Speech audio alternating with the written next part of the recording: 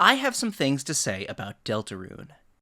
First of all, as the kids say, epic newsletter W. I mean, Chapter 3 and 4 are releasing soon, probably, maybe? New screenshots of Chapters 3 and 4 with a balloon for Chapter 5 were shown, awesome concept art, unused music, which I'll partially use as background music for this video. The day before the newsletter, I was planning on releasing a final predictions/hopes video for the game's release, and thank gosh I didn't, because the newsletter actually made a lot of that video kind of redundant. I feel like this newsletter gave us a lot of information as far as the actual release of Deltarune and what the next steps are going to look like as far as, the game goes. And now that the newsletter is out, I want to do two things. One, I have a ton of observations about the newsletter in general, and I'd love to talk about them. And two, I'd like to go over some of the things that I think are going to happen and things I want to happen, aided by the new information given to us. This is not a newsletter recap video. There are so many great videos you should go check out if you want to see that. I'm basing this video on the assumption that you've already read the newsletter. So then, let's get into this. The first thing I'd like to discuss is the most obvious thing, new photos of Chapters 3 and 4, with a single teaser of Chapter 5. I am going to over-examine literally all of these, okay? Take everything I'm saying with a grain of salt, because I am going to go in deep. Here's the Chapter 3 screenshot. Now, as we've seen, there's no real coordination between the light world and dark world as far as visuals go. The dark world is, usually, loosely based on the objects within the room, homogenized under a central theme. In this case, we can assume, and have assumed for quite some time, that Chapter 3 is going to be the Dreamer household, amplified by the theme of game show or television station. Official concept art proves this, however, what's in this screenshot doesn't scream TV to me. This is, of course, for good reason. What we're seeing in this image is the intro area for Chapter 3, as evidenced by the URL calling it ch3_intro area. Mystery solved? Well, not quite. Where exactly is this? Or, more so, what is this area supposed to be? The first thing that several people have noted is that it shares a striking similarity to the Goner Kid room from Undertale. Originally, I wasn't so sure. After all, there are several dead ends overlooking a larger area in both games. However, I do have to say, they line up quite well, even in terms of where the posts holding up the platform are situated. There may be some truth to this theory. That being said, regardless of the similarities, I think I know what this is supposed to be from the light world. This is the Dreamer's couch. The Dreamer's couch turned into a larger area, that is. Looking at the Dreamer household, the couch is the only thing within the surrounding area of where the Dark Fountain opened that is a darker color like that. Considering that both Chris and Susie were on the couch when the Dark World was opened, this makes sense. The real reason I think this, though, is because what are those weird floppy things? You could chalk this up to just being weird floppy things like in the first Dark World we entered, but I don't buy that. I think these are carpet fibers. The little ball-like shapes carpets are made out of. The way I see it, imagine if the entire room, or Toriel's house, living room that is, was enlarged, or if Chris and Susie were super shrunk down.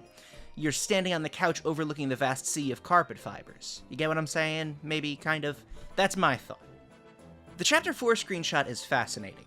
On the surface, it's actually not that fascinating. Noelle is in a room with wrapped gifts and what appears to be a candy cane, holding a flashlight aimed at her face.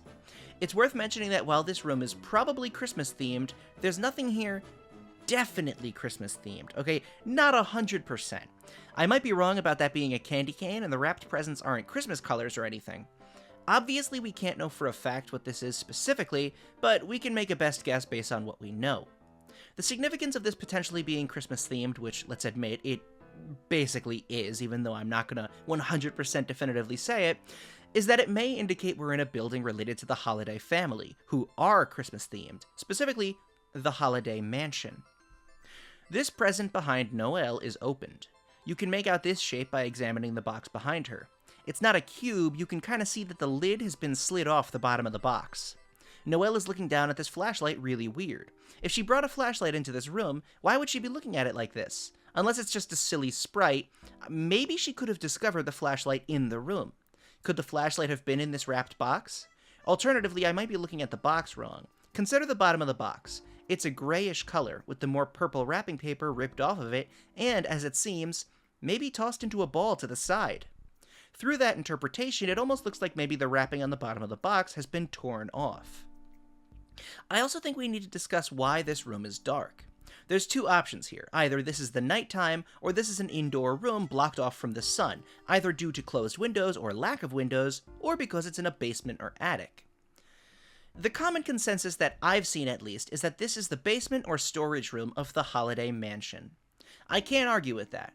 But why take a flashlight then? Why not just turn on the lights? This is Noelle's house, after all. Is it just because she doesn't want to alert the mayor? But if this is the daytime, why would the mayor be home?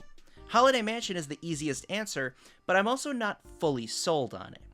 Also, I have to ask, why are there wrapped presents here? Why aren't they open? Are they just decorations? Here's an insane suggestion. What if this is the bunker? What if the bunker is just a general storage shed that holds festival-related props? Or alternatively, what if this is Asgore's flower shop? After all, you know who dressed up as Santa every year and handed out gifts. That bag next to the candy can looks a lot like a sack of gifts, as a matter of fact. Asgore, realistically, also wouldn't have his lights on in this back room. It all checks out. We also need to acknowledge that we don't know the size of this room. It could be much larger than the picture illustrates, seeing that there's strange pixels belonging to unknown objects on the bottom of the screen. Could this be December's room? Probably not, simply because that seems like a bit of a really big thing to be revealed in a newsletter, and also a bit odd for Noelle to go poking around in, and also, again, why no electricity? That's really all we can go off of here. Look, I'm not going to pretend that what I'm saying isn't totally nuts. There is a very easy answer here. This is a picture of Noelle inside the Holiday Mansion. I mean, come on, who else would have Christmas-themed gifts lying around? And a candy cane? And while I still think the point about her carrying a flashlight is valid, I'm also the guy that says tiny details like the books on the desk of the library don't always matter. So, I don't know if that's anything. It's the Holiday Mansion. I mean, where else would it be, If I told you to close your eyes and imagine a spooky scene where Noelle explored the old, dark attic of her house, you'd probably imagine her holding a flashlight anyway. It's cinematic, I guess. Could be, and probably is, as simple as that. The one thing this does tell me, though, is that this means we're finally going to see the west side of town. I think that this is more exciting than you realize. For all we know, the west side of town, past the police barricade, could literally just be the Holiday House and the fairgrounds. But we know that Birdley was late for his shift with Miss Boom, who we haven't seen, so there could be a handful of brand new places we get to see. Maybe some stores, maybe some... I don't know, it's up in the air. As much as it seems unlikely, there may even be new areas that'll be the locations of future Dark Worlds. That would be exciting. One thing that this picture makes me ask, though, is what will the significance be of a flashlight? Like, one of the things that's been subtly implied is that real-world light and dark has some effect on the Dark Worlds. We know that Shawm is worried about us being in a Dark World during the night. Could it be possible that the flashlight also has some effect? Or maybe we won't ever get to see that. I don't know. Maybe the flashlight is just for a short scene. Regardless, I think the idea is interesting and had to throw it out there. I'm really glad that we see this shot, because it makes me wonder, when will we see this, right? My understanding of chapters 3 and 4 have been, for the last few years, chapter 3 would be entirely in the Dark World and end when we pop out finally at the end of the night. Oh, the night's over, that was crazy. Chapter 4 starts off with us going around town, a beginning of the chapter, light world exploration, followed by church, followed by an ending scene of some sort to tease chapter 5. But seeing Noelle in the Holiday Mansion, I'm wondering, when will that be? I don't know. I mean, I guess there's very little interesting to say, but I personally, I don't know when we could see that. I've had such a rigid structure in my mind, and to see something that doesn't fit with that, it's exciting, right? I mean, I'm excited. I see scenes and I'm like, I wonder what's happening. That's that's probably what most people see, but I don't know. It just gets me excited. Another thing I want to discuss is the general tone of chapter 4. Take this for what you will, but this picture gives me an ominous mystery vibe. That's one of my favorite parts of Deltarune so far, that underneath the friendship and fun, and even underneath the sadness and melancholy, there's a level of straight-up horror, mostly left unseen, but very much present. I'm not saying that Noelle in a dark room with a flashlight means that chapter 4 is the Five Nights at Freddy's super ultra horror chapter, but I am saying that, at least to me, the idea of exploring dark rooms in the light world gives a bit of a mysterious vibe, and it gets me hyped. Chapter 5's image is a gif of a floating balloon, and it is tied down and placed to something. The big question is whether or not this is in the dark world or the light world. On the one hand, I'd say it's probably the Dark Worlds, because, as you know, there's no place in Hometown that currently features balloons, and it just, seems to be that kind of thing, but the lighting on the balloon almost suggests that the sun is setting. Could this be in the Light World? There's really nothing to say here. It doesn't match up with any colors of anything specific. It's really up in the air. If I had to give you a guess, this is a balloon that will be floating during the festival as the sun sets. For all we know, Chapter 5 could be the festival chapter. It kind of works, right? I mean, the Roaring is a big event, so giving the Roaring 2 full chapters, that makes sense to me. So, kind of figuring it out in my head, it's like, okay, Chapter 4, we get the church, probably, and we learn more about the lore and stuff, and then Chapter 5 is maybe the knight makes a first full confrontation with the Fun Gang, and maybe it ends as the sun sets and we're at the festival. I think that's cool. I think the idea of the sun setting and it turning into the night, that's thematically cool, I guess. I don't know. That's my guess. This is a balloon at the fair. As far as the unused music goes, I, probably disappointingly, have very little to say here. Power of Neo, I'm sorry, but it never really did it for me. I was never actually that interested in hearing a full version, and the newly released unfinished finished version also doesn't really do it for me. Power of Spamton is fine, it's just Power of Neo, but with Spamton flavoring starting to be sprinkled in. Some people have mentioned that it apparently contains more of the world revolving than the final Big Shot does, and that perhaps the freedom motif isn't going to be carried over, etc., etc., and I don't really have much to say about that. I once wrote in a Discord server that I don't think Pian, the random garbled piano noises in the sweepstakes, was secretly hiding a meaningful motif, and they still criticize that opinion to this day. So honestly, the freedom motif not being anything important would be incredibly funny. To be honest, just having this one sting that appeared in every single fan song over 3 years and then disappearing would be pretty funny as well, I think. But I don't know.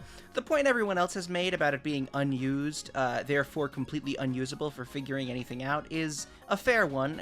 I wouldn't really think too much about this. The one song I really do like, though, is the original Queen battle theme. So much more menacing, and it's just super cool. Speaking of Queen, I infinitely prefer this version of Queen to what we got. This concept art paired with this music alongside what Toby said about the original plans for Queen, I get the sense that originally Queen was supposed to be a bit more menacing. This design gives me heavy Medusa vibes, which is probably why the Queen Castle theme was named Pandora Palace, and also fits with the stone darkener mechanic being introduced here. I really wish we could have seen a Queen who's more like this. As well, I do love the Queen we ended up getting. I also think that she's just a tiny bit one note. When I first played Chapter 2, after 3 lines she spoke, I was like, yup, got it. And I did get it. Queen had 2 main jokes that were repeated throughout her screen time, and she's relatively one note, right? I'm not complaining, but she is. The idea of a more menacing Queen in a partially more serious tone, to me at least, would have been a little more interesting than what we got. Here's the thing, I was slightly displeased with just how, I don't know what the right word is, quirky Chapter 2 was. There's this and the only thing I can say is, internet style of humor to Undertale. It works really well, but Deltarune Chapter 1 felt a bit different. Chapter 2 was very silly, very quirky, to the extent that I even feel like it took things from Chapter 1 and quirkified them a little bit too much. King's mistreatment of Lancer was chalked up to Lancer being a silly, bouncy pumpkin boy. Susie went from a dark, brooding bully slowly opening up to a completely opened up mean girl stereotype who's rarely actually mean at all. Again, I feel the need to clarify there's nothing inherently wrong with this. I'm not saying Susie as a character is a stereotype, just the way that she's sillier compared to Chapter 1 is something I noticed. She is a really deep character, and I'm just gonna say probably the best character in the entire game, and her Chapter 1 meanness was only a minor part of that. It makes sense for her to be sillier, right? I'm not complaining. Don't take this as me saying it's bad for doing this, but I can't help but feel like everything is silly. Queen wasn't a bad character on her own, but looking forward, this next boss is widely believed to be an excited game show host. Huzzah! Contestants, the game show! And I just feel like there's a point where an overly quirky but not necessarily threatening demeanor on a mostly non-confrontational, likable character that can easily switch from troublesome to completely friendly as soon as the chapter is done has been done enough at this point. Undyne, Mettaton, Papyrus, Rules Card, Queen.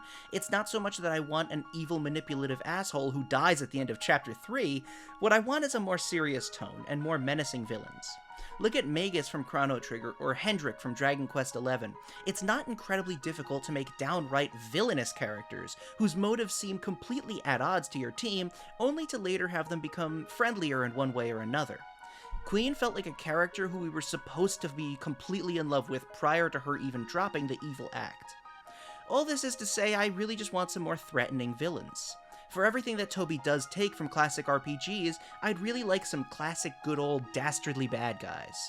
Maybe it's not for everyone, but I'd prefer if across the next few chapters, especially as the tension starts to rise and, for our heroes, the Dark Worlds become less of a fun time waster and more of a quest to save the world, we start to get a bit more serious.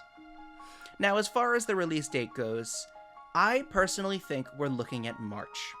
This is the perfect date in my eyes because, as Toby states, the process of checking if all lines in Chapter 3 display correctly in Japanese should be finished early October, and official PC testing should start mid-October. Similarly, the game change function hasn't been completed yet. He hasn't even done the test yet through Twitter. Look at what he's saying here, too. Alright, let's get out the chart. He says it'll take from the beginning of September to the beginning of October, so about a month, to finish checking the translation in Chapter 3. Then he said that they'll start professional testing in the middle of October. We don't know how long that'll last, but I'd imagine at the very least a month, and that is a low estimate. Then he says that Chapter 4's translation is being worked on, and will probably be finished around the time the next newsletter comes out, so probably Halloween. It'll then undergo the same amount of translations and checks as Chapter 3, meaning 2 extra months at the absolute minimum, and that's not counting holiday breaks Toby or the team takes, as well as all the other work that has to be finished. I'm sorry, but Deltarune is not releasing in 2024.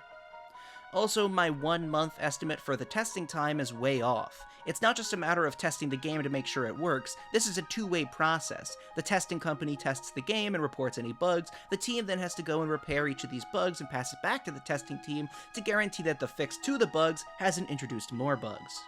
The biggest reason I still think that we're a ways off is because I think Toby will probably do a more official advertising campaign this time around. Now, I don't mean that we're going to get Times Square billboards and a Super Bowl commercial, but considering this is Deltarune's official paid release, like Toby Fox did with Undertale, I think he's going to give us a full trailer at the very least. I imagine that trailer will probably release a few months prior to the actual game. If you forced me to, I'd guess that the big real trailer could show up on one of 2 days, on Halloween or during a February Nintendo Direct.